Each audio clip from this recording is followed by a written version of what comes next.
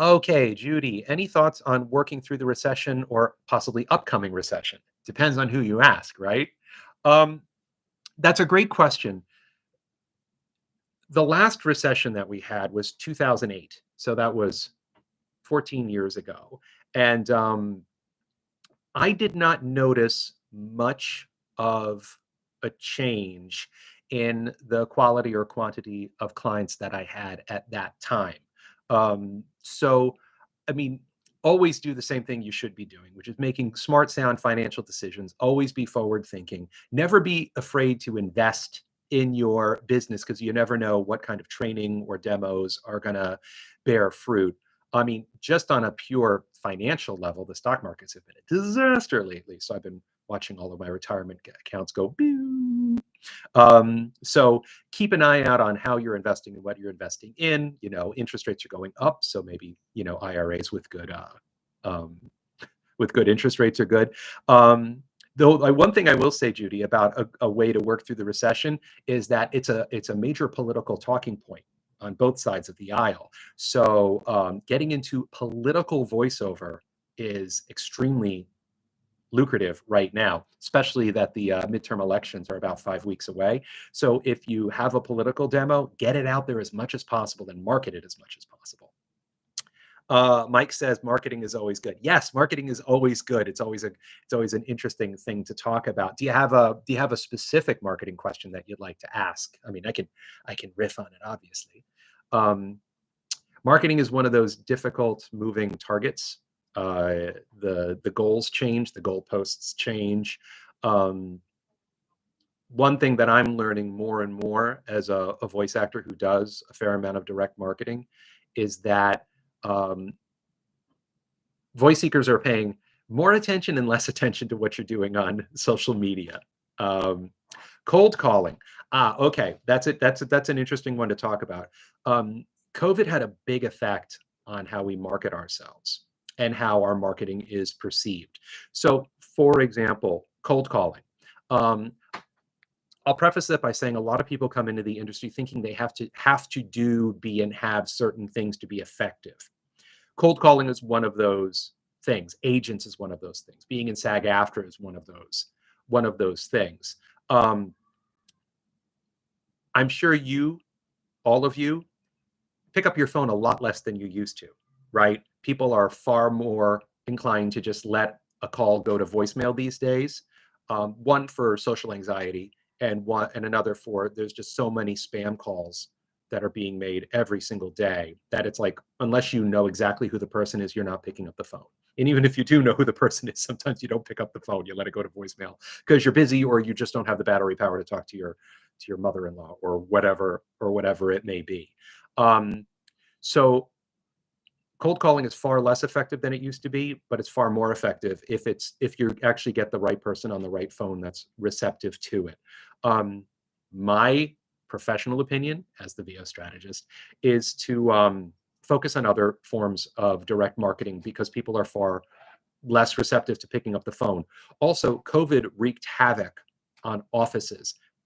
In the middle of the pandemic, I had gotten my hands on a list of e-learning clients. So I hired a virtual assistant to make cold calls and reach out to as many of them as possible. And it was a complete disaster. Why? Because the offices were closed. The offices that had those phone numbers, they either didn't go anywhere, they went straight to voicemail and didn't get answered for a year and a half, or it went straight to somebody at their home when they're in their pajamas on the couch, working from their laptop and just didn't bother picking up the phone because they didn't know who it was. So cold calling, in my experience recently, was a real non-starter. So I'll put it to you this way: if you don't like cold calling, don't do it. If you like Twitter, get good at it. You know what I mean? There are so many different tools that you have as a voice actor these days, so many marketing tools that you don't have to marry yourself to any single one of them. Other questions in general or in particular with cash flow marketing tools, anything like that?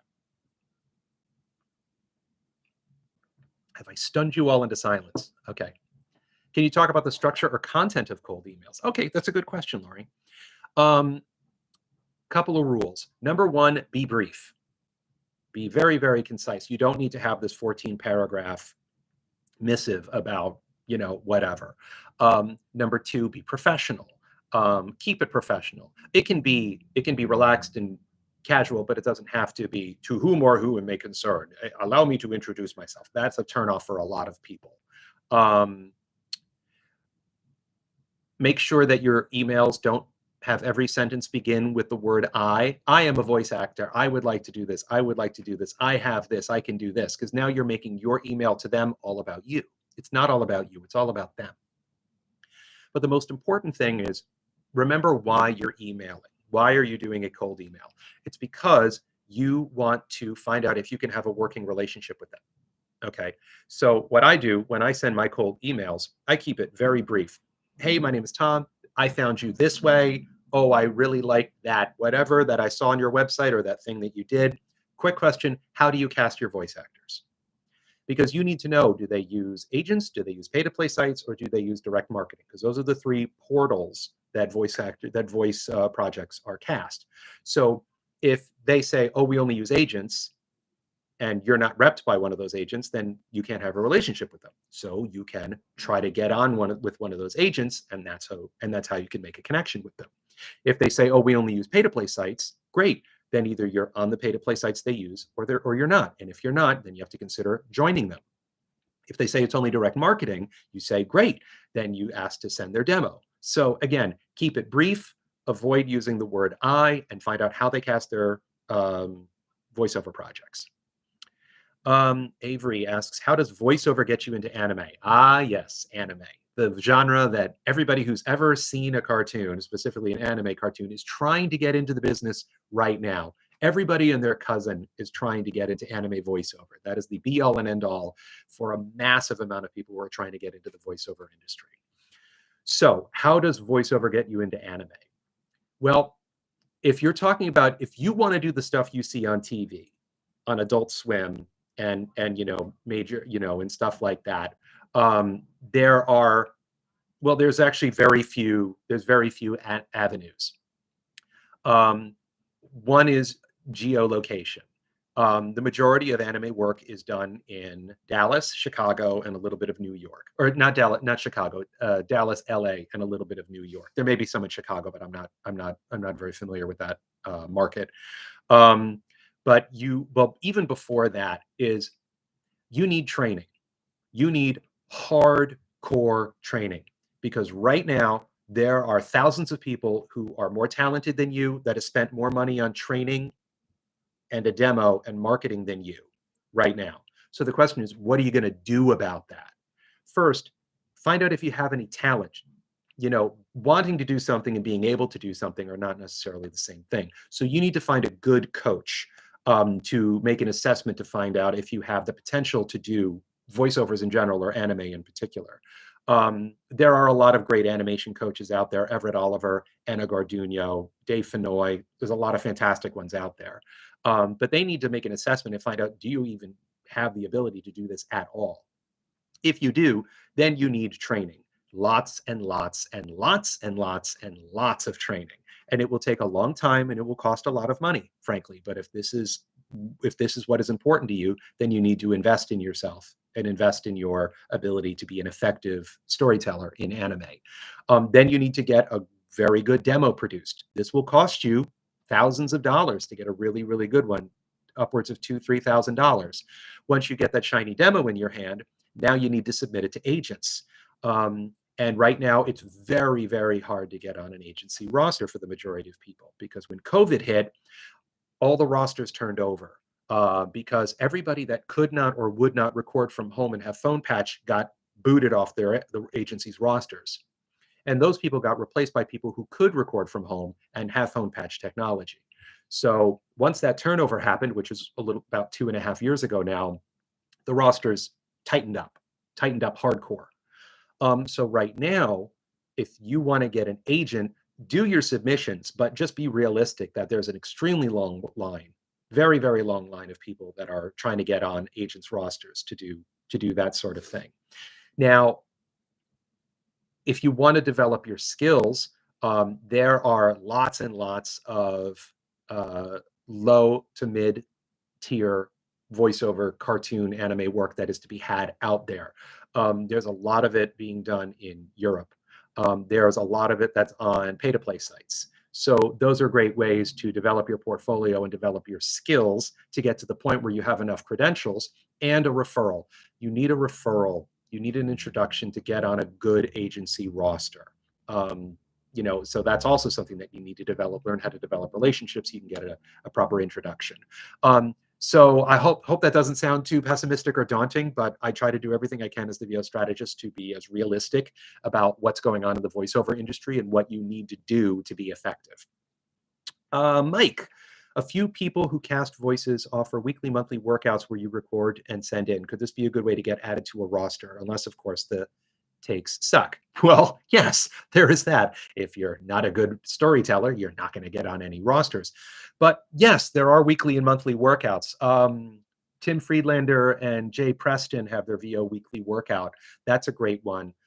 There's also a bunch of online ones that you can look for. There's a bunch of studios all over the country that do regular weekly or monthly workouts where they often will bring in guest coaches, demo producers, casting directors, artistic directors, that sort of thing.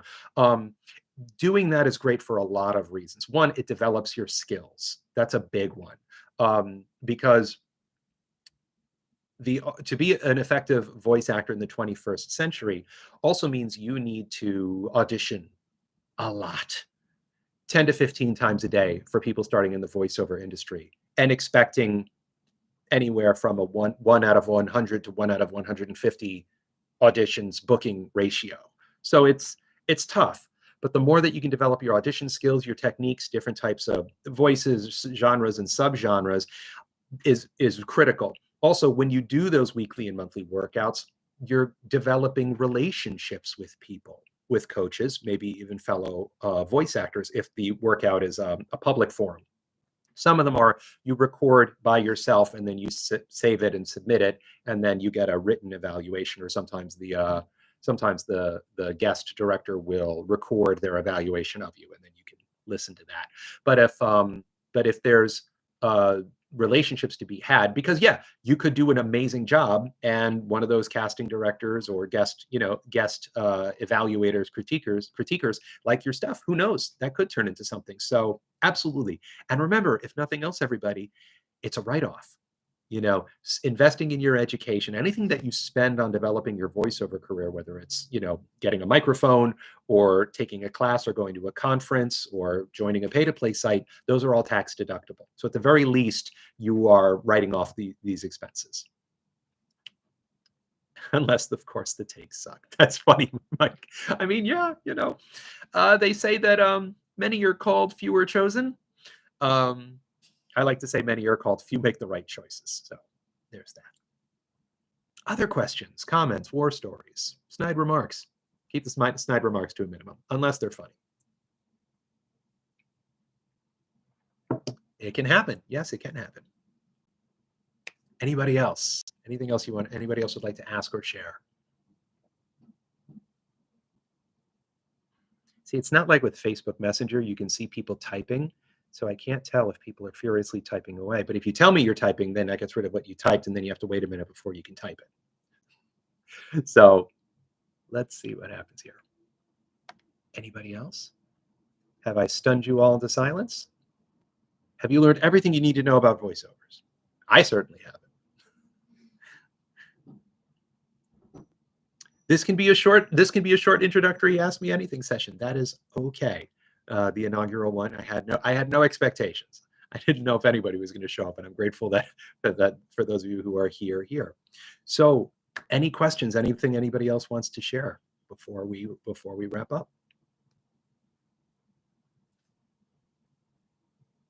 Going once. Going twice. Ronaldo TV is typing. Okay. I didn't get a notice that you were going live. Just chance. Oh, okay. I will check into that. In relationship to the economy, have you heard about the WEF? No, I do not. World Economic Fund? Judy is typing as well. Okay, so we got Ronaldo and we got Judy typing. No, I have not heard of that, Avery. If you could elaborate on what that is, I'd be very curious about that. Because if it's a fund that voiceovers can access, that would be great. Always looking for more ways to advance our career with, because the majority of people who come into the voiceover career, they're not rich. That's one of the biggest struggles for people getting into the industry. The two biggest struggles for people getting into the industry is figuring out what they have to do and be, but also having the resources to have it. So, what I tell people who are curious about the voiceover industry is, like, you basically need to have upwards of $5, $10, $15,000 to invest over the next 6 months to a year, and that can be very daunting for a lot of people. And if anybody like that is in that situation, I just recommend patience. Be smart about your investments. Oh, okay, Judy, AI voice synthesis thoughts, licensing. Okay. So I have done a lot of research concerning AI. I have had meetings with a lot of the AI production companies, both out of curiosity as a voice actor, but also as the VO strategist, because I need to make sure that I know what's going on in the industry so I can give, thoughtful advice. So when it comes to AI, there's a lot of misconceptions about it, but there's also a lot to be concerned about in a very specific way. So AI is a disruptive force. It is beginning to disrupt the voiceover industry. Like 10 years ago, pay-to-play sites started to disrupt the voiceover industry. When you hear the word disruption, that usually sounds negative. But if you think about it this way, what, 100 something, a little over 100 years ago, the light bulb disrupted the candle industry and the whale oil lamp industry. So disruption is a matter of perspective. If you're the disruptor, you think it's great because you're breaking into a new industry, you're changing the industry, and you hopefully are planning on making a lot of money. Like people make light bulbs. If you're in the candle making industry and the light bulb comes along, you are freaking out. So you have choices. You can either ignore it, la la la la la, hope it goes away. You can try to fight it, which I guess means go to Congress or something else to try to outlaw light bulbs. Or you can adapt to it, make adjustments in the candle making industry, or you can embrace it. Maybe you stop making candles and you get into the light bulb making industry. So when it comes to AI, yes, AI is already beginning to disrupt the voiceover industry. A lot of people think it's the Matrix or it's Terminator, and the sky is falling, and everyone's going to lose their jobs. Well, you have to realize why some people are getting into the AI business, and not necessarily all of them are twirling their mustaches and trying to steal our voices and make money, and then we are out of a livelihood. For example, Vocal ID, which was the AI company that was just purchased by Veritone, they got into the industry because they wanted to create audio aids for people who are visually impaired. Replica Studios, what they're doing is they're developing placeholder voices to be used in video game production. Not when the video game is necessarily cast, but when companies are creating a video game, they want to have placeholder voices before they cast a human to play those roles. Are either of those seem to be particularly nefarious? I would say no. Yes, did our good friend Bev Standing's voice get sold without her knowledge to ByteDance, the makers of TikTok, and then she became the voice of TikTok without her knowledge or permission, and was voicing commercials that she got no money for, pornographic content, politically extreme or divisive content? Yeah, and that's why she sued the pants off of them and settled. So there are situations where it can be an instrument of good, and there are situations where it can be an instrument of evil. So when it comes to the second part of Judy's question, which is licensing your voice, is that you should all do your due diligence. you should do your research. You should read articles. You should listen to podcasts. Anne Ganguza produced 30 podcast episodes only about AI.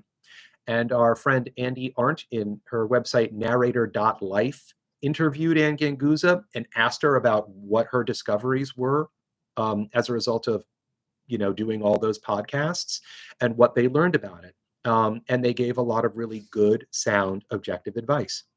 When it comes to licensing, just like anything that you're going to try to get into that involves an agreement, get a good lawyer.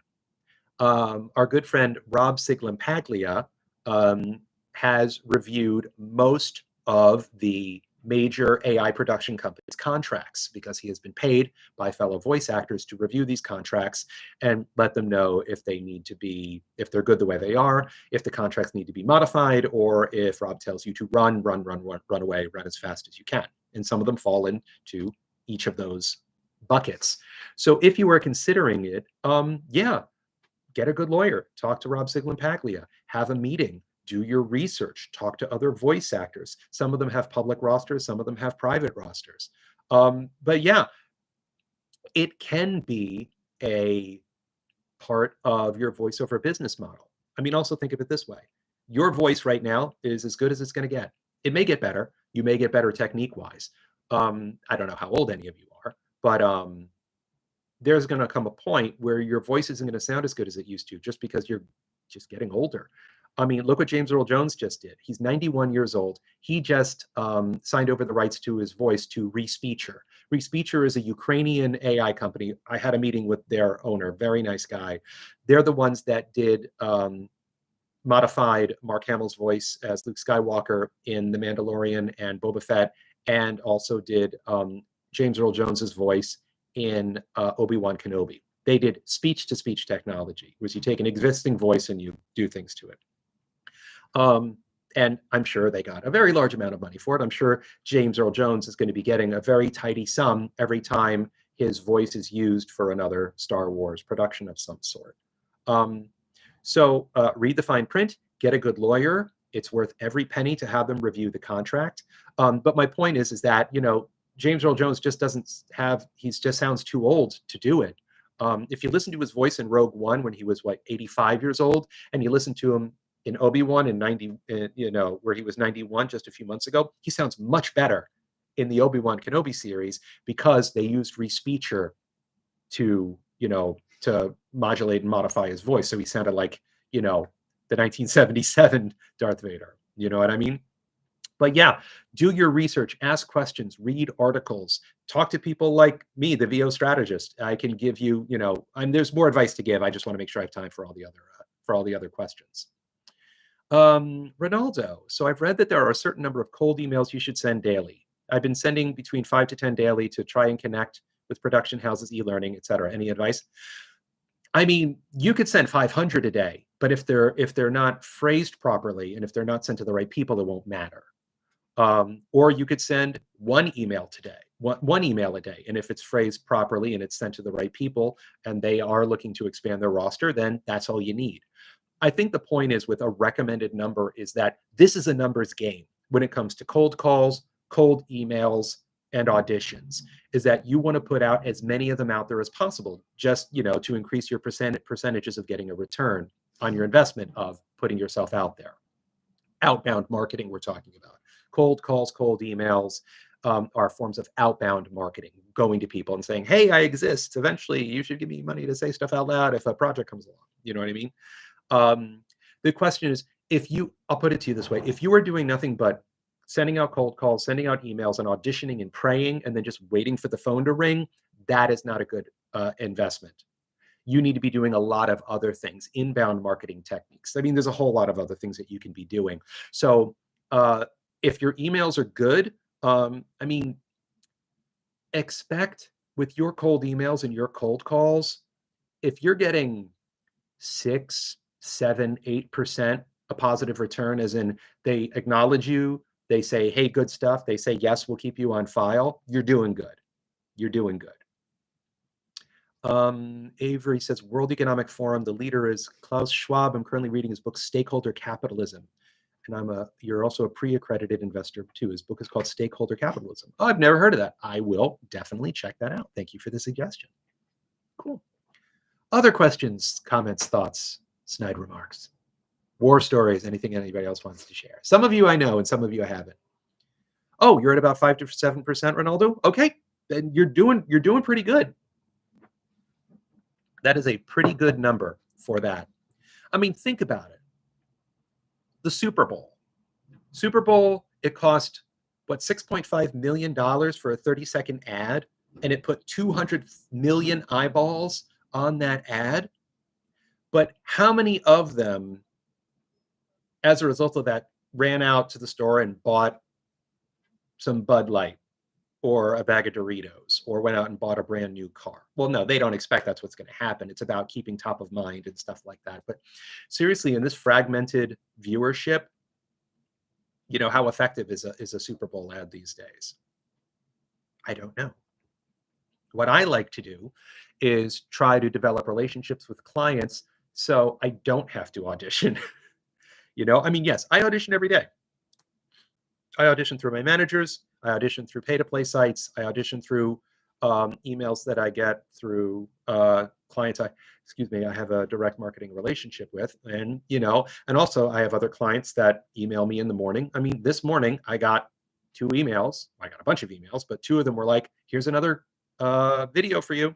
I think they were both, one was an explainer video for a company I've worked with for 10 years that I don't have to audition for anymore. It's just, here you go. And the other one was a, what was it? Oh, it was a virtual tour video. It's really cool. If you go to tomdeer.com or go to my YouTube channel, which you're kind of there right now, you can look around. And I've been narrating these virtual city videos. I've already done Antwerp, Berlin, and Sydney. And you can sit there and you can watch the video, and there's a little compass thing and you can click on it. And while you're watching the video, the camera within the video goes up and down and all around and even to the ground. So you can just literally look around 360 while I'm narrating these videos and see Sydney and see Antwerp and see Berlin. So I'm slated to do, I think, 10 of those videos. So, I like when stuff just comes to me automatically. Avery says, what's the #1 best website to audition into anime and video games? Well, there really is none that I know of, because the best stuff is through agents. So,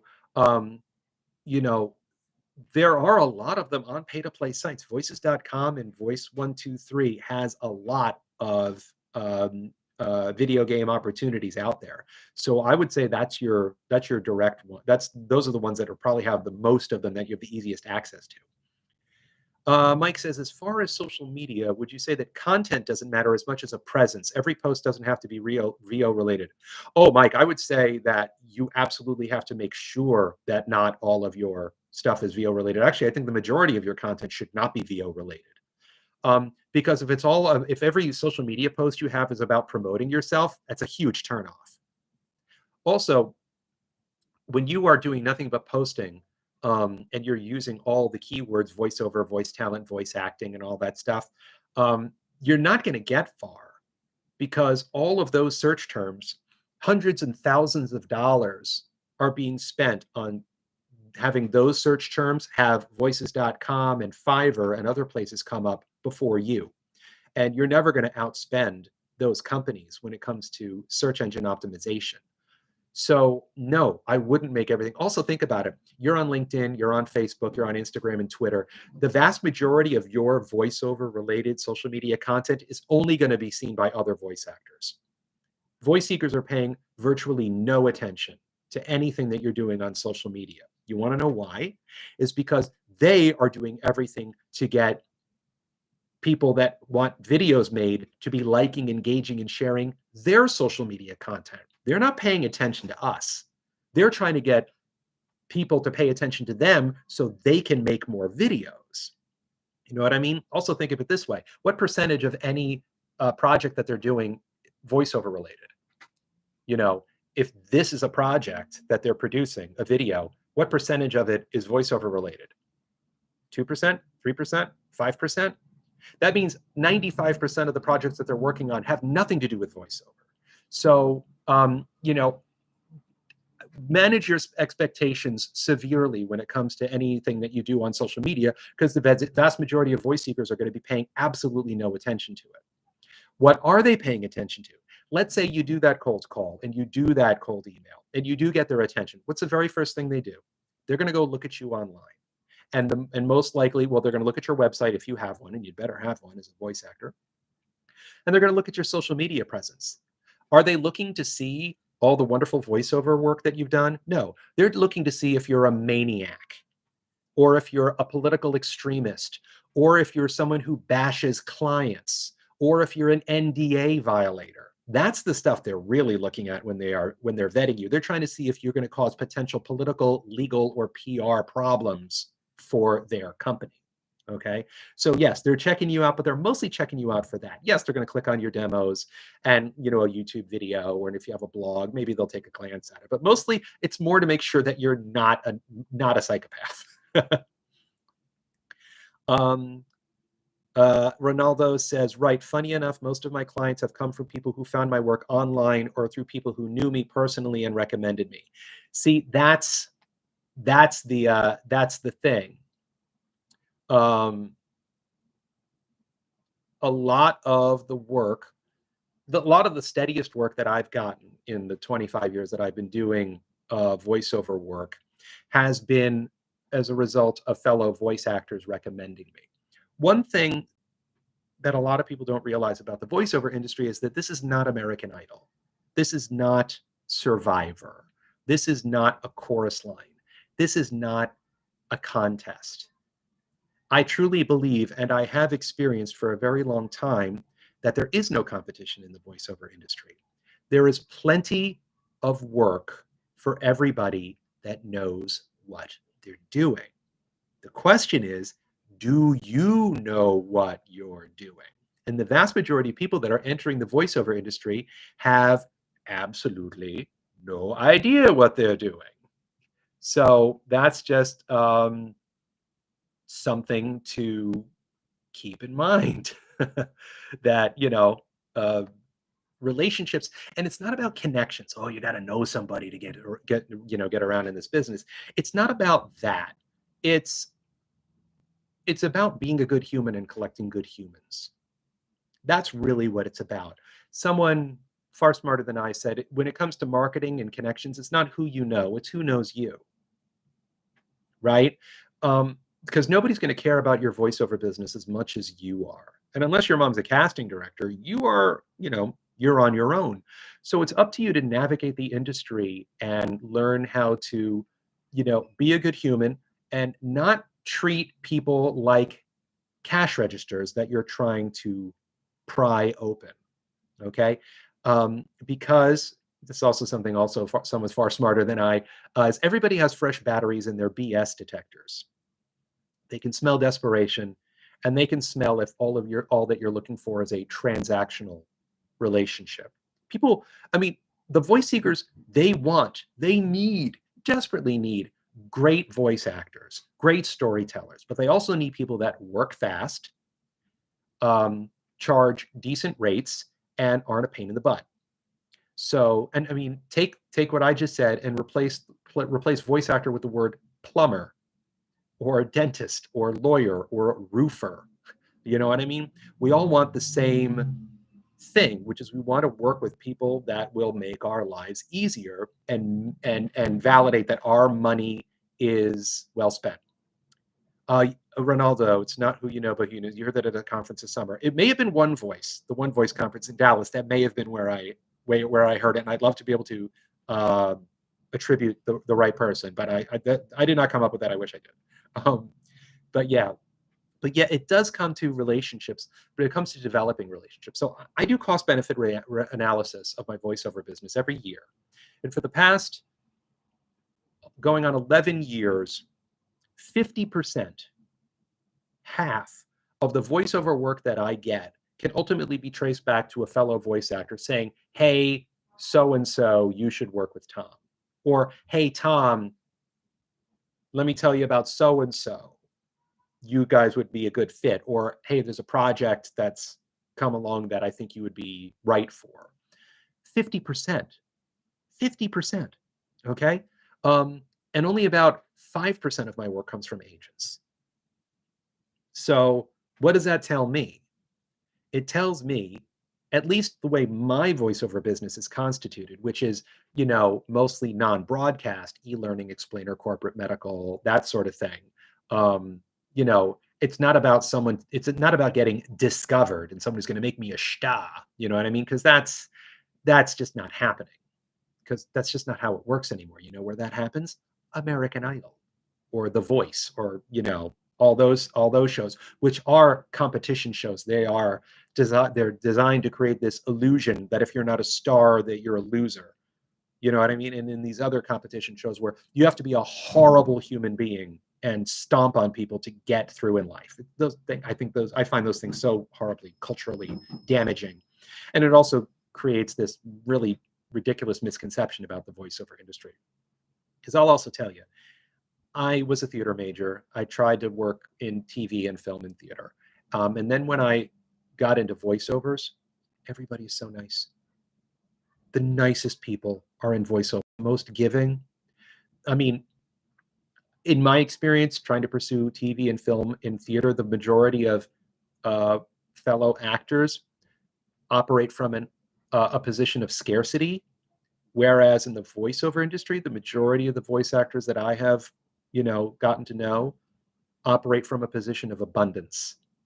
There's plenty of work for everybody. Like I said, if you know what you're doing, which is why training and acumen and developing your skills and your tools and embracing failure over a very, very, very long period of time is, critical to being effective in the voiceover industry.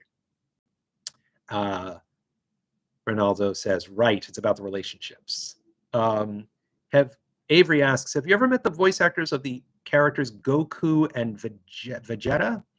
I have 3 of their movies, Dragon Ball. I am friends with Cara Edwards, who I believe was the voice of Goten and a couple of others, and she's a wonderful person, and she's a fabulous coach as well. She's great. But again, the anime, it's not really my world. I have done some cartoon work. I mean, I narrated a Cartoon Network pilot that sadly never saw the light of day, and I was in Red Dead Redemption and Red Dead Redemption 2. But for me, my focus has been in the non-broadcast world. I think it's because I got my first e-learning gig in 1997, and a buddy of mine was moving and needed someone to replace him at the local studio, and I'm still working for them. It's been 25 years. So that was kind of my oh, this is how I can be a full-time voice actor, by doing this sort of stuff. So that's where my focus has been. Ronaldo says, I studied theater in college and at a prominent regional theater and pursued commercial TV about 19 years ago, but then discovered VO. Yeah, exactly. I have the same story as you, Ronaldo. And it's an interesting journey. And my theater training has done, wonders for my ability to be an effective voice actor. Because remember, voice acting is acting. I mean, yes, there's a lot of different techniques and skill sets for film versus TV versus theater versus voiceover. But there's a lot of overlap, and all of them are storytelling. You have to be an effective storyteller, regardless of the medium. Mike says, I'm a PC guy, and Twisted Wave has a beta for PC that I'm playing with. Any particular DAW you prefer? Yes. I am an Adobe Audition guy. I've been using it since 2006, back when it was called Adobe Sound Booth. Actually, a friend of mine, an IT friend of mine, gave it to me. He's like, he had a copy, so he gave it to me. I think it was version 1.5. And I used the 1.5 version for 10 years, 12 years.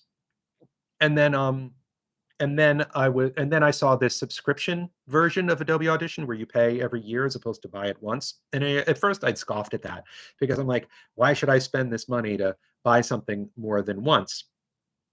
And then I talked to some people, and I'm like, you know what, I'm going to give it a shot. And so I got Creative Cloud 2018. That was the first time I got it. So I bought it online. I downloaded it onto my computer. it was obviously a huge upgrade from 1.5. So there was some, a little bit of a learning curve in there.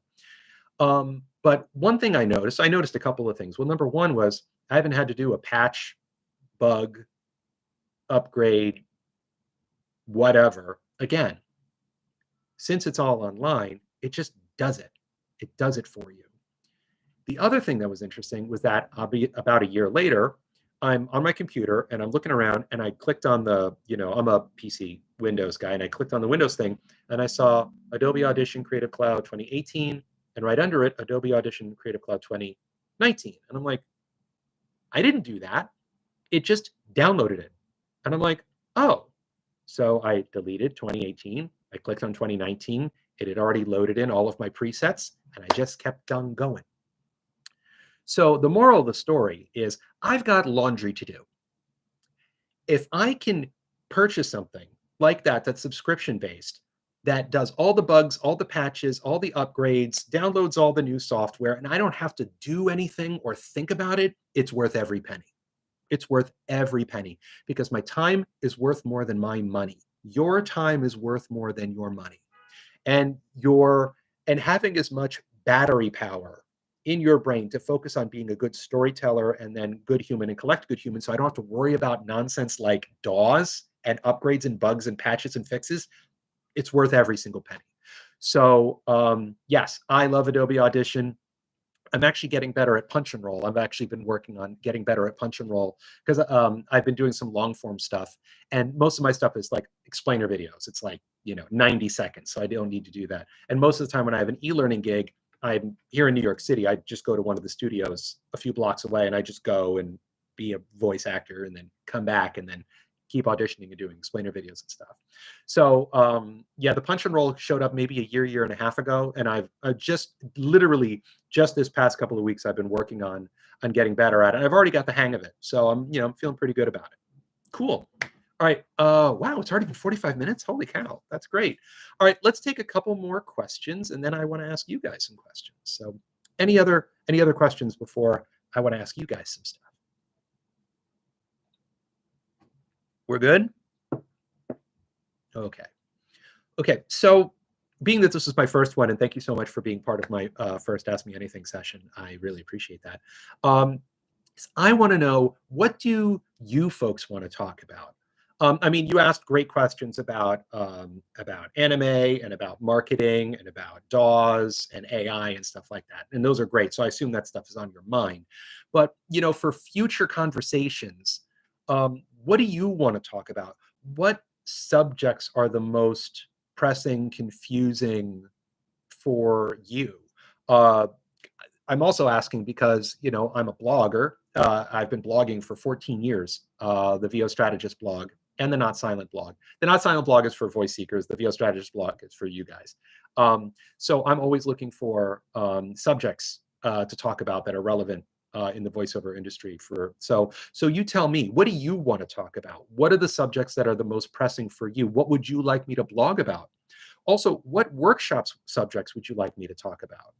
Because I do workshops to the VO How-To series, and I cover all of the business and marketing areas, but I'm always looking into redoing older ones because obviously new content comes up. But what subjects interest you? Like, what do you need? What information and skill sets do you need to move your voiceover business forward? Feel free to type away. And if you do think of something after we're done with our chat today, just go to vostrategist.com and click the contact button, and you can ask me a question through there. So, all right, while people are typing about that, is that there's a couple of things I wanted to share with you guys about what I do as the VO strategist. Is that first off, I do have the blog, like I just talked about, so I encourage you to subscribe to that.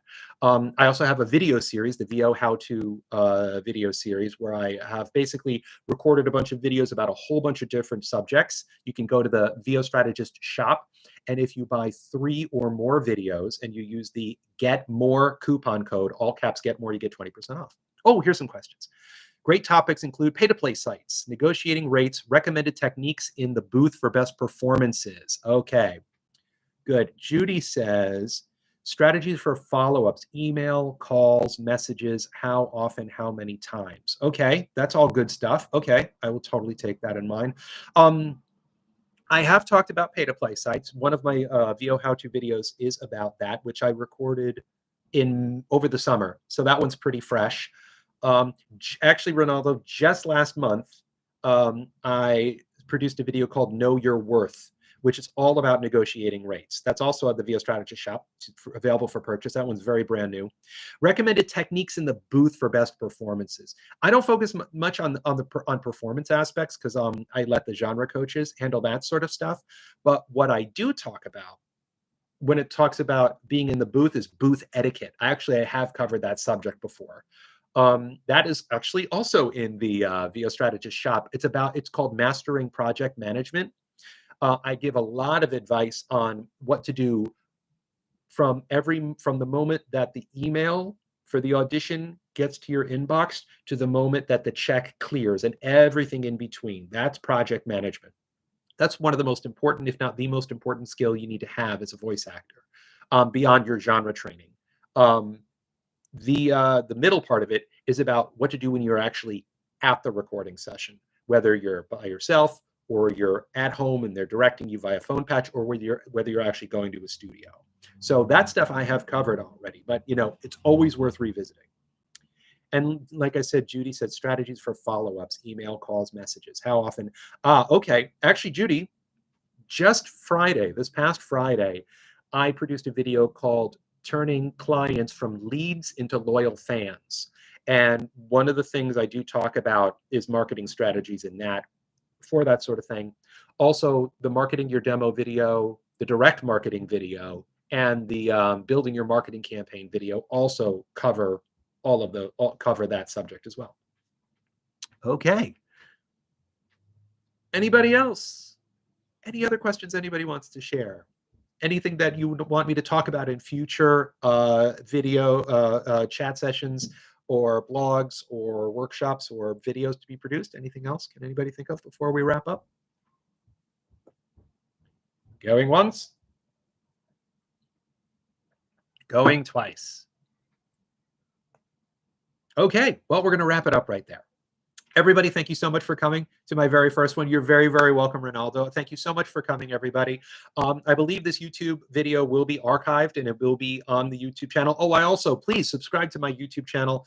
I post my video blog there all the time. I have VOS snippets, little bits of advice. Also, if I'm the subject of an interview or a podcast guest or something like that, that's on there. So I encourage you to check that stuff out because I've been cranking out a lot of hopefully good content.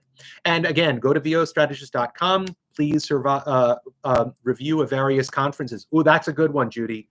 Reviewing voiceover conferences. Yes, actually, I will making a mental note of that one. Reviewing voiceover conferences. I will keep that one in mind.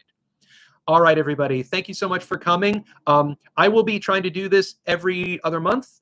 So look for another one of these in November. And until then, please subscribe to my YouTube channel. Stay cool, stay safe, and happy voicing.